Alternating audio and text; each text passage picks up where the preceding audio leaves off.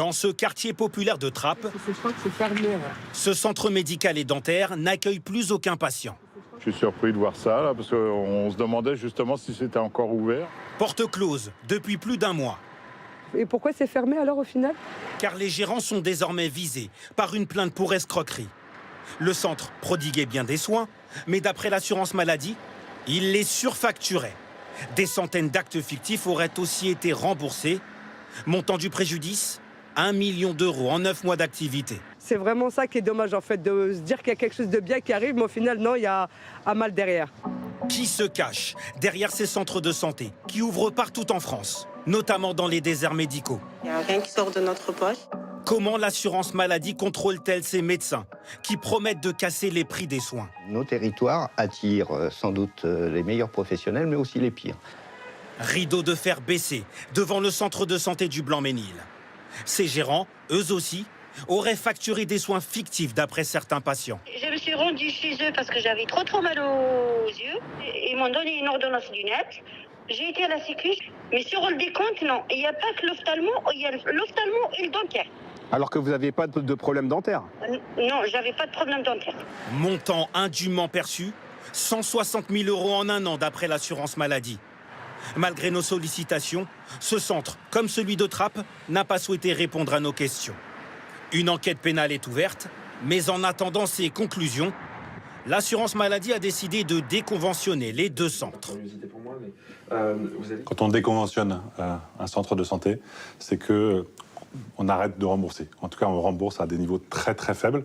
Dès lors que l'assurance maladie ne rembourse plus les soins, le centre ne peut plus fonctionner. Et on l'a vu dans l'exemple de ces deux centres de santé en Ile-de-France, ils ont arrêté de fonctionner, ils ont fermé leurs portes. Mais cette sanction reste une exception. Pour la justifier, l'assurance maladie a besoin de prouver la fraude. Donc là, vous pensez qu'on a un préjudice à combien à ce jour? Pour l'instant, à 400 000 euros. C'est la mission de ces enquêteurs. Ils sont 1600 en France. Parmi eux, le docteur Vogt et son œil expert de dentiste. Au moindre doute, à la moindre suspicion sur un compte de remboursement, il convoque les patients pour une contre-analyse, photo et radio à l'appui. Il devrait y avoir quoi, là? Des couronnes. Et il y a quoi? Eh ben, y a des dents naturelles, là. Dans ce cas précis, aucune prothèse sur les dents, mais une fausse facture de plusieurs centaines d'euros. Et il a été facturé l'inlay core, donc l'armature métallique avec le pivot et la couronne par-dessus. Là, je ne peux pas vous le montrer parce qu'il n'y en a pas. Récemment, l'assurance maladie s'est dotée d'un nouveau logiciel antifraude. Il peut analyser des milliards de données, mais son fonctionnement doit rester confidentiel. En à peine un an, il a permis d'identifier des abus sur tout le territoire.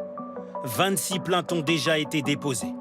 Pour ce sénateur, les centres comme celui du Blanc-Ménil mettent en danger la santé des patients. Je pense qu'on va déboucher sur des millions et des millions détournés. Il a reçu des dizaines de lettres qui dénonçaient l'absence de médecins.